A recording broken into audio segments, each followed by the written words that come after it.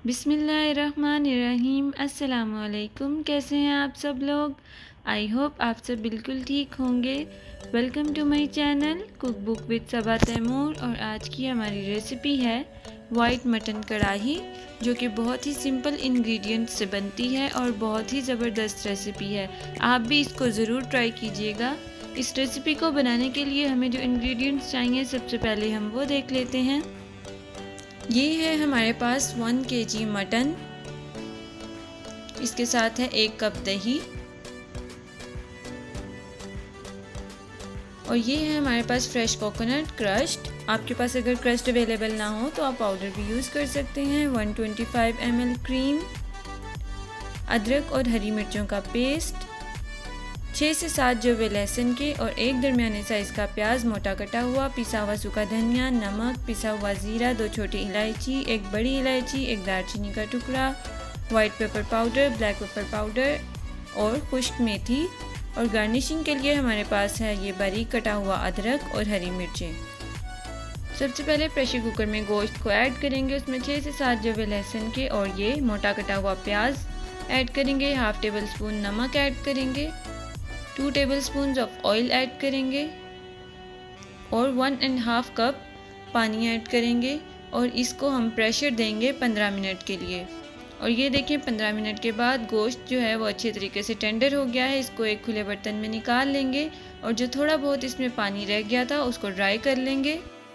इसके बाद हम इसमें अदरक और हरी मिर्चों का पेस्ट 3 टेबलस्पून ऐड करेंगे। इसको मिक्स कर लेंगे और 1 कप दही शामिल करेंगे। इन दोनों चीज़ों को अच्छी तरह से आपने मिक्स कर लेना है और इसको कवर करके रख देना है 2 से 3 मिनट के लिए।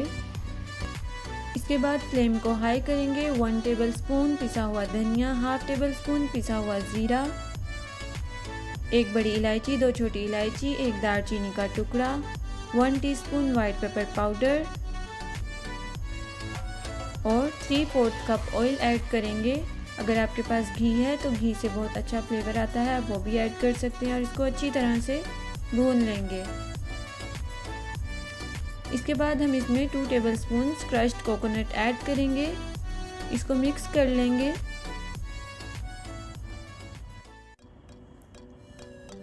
जब ये अच्छे तरीके से भुन जाएगा तो इसमें हम 1 टीस्पून पिसी हुई काली मिर्ची ऐड करेंगे।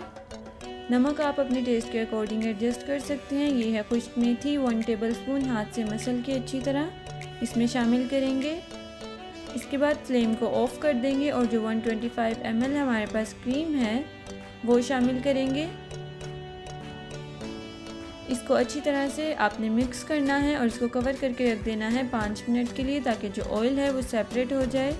और ये हमारी जो कढ़ाई है वो तैयार है। अगर ग्रेवी आपको थिक लगे तो आप दूध डालकर इसको थोड़ा रनी कर सकते हैं।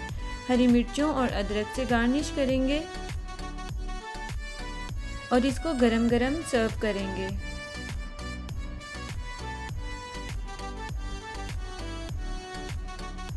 इसके ऊपर बटर या देसी घी जो भी अवेलेबल हो वो ऐड करेंगे।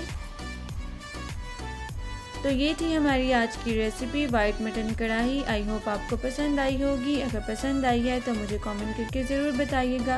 And don't forget to like, share and subscribe to my channel. मुझे अपनी दुआ में याद रखें। Take care. अल्लाह हाफिज़।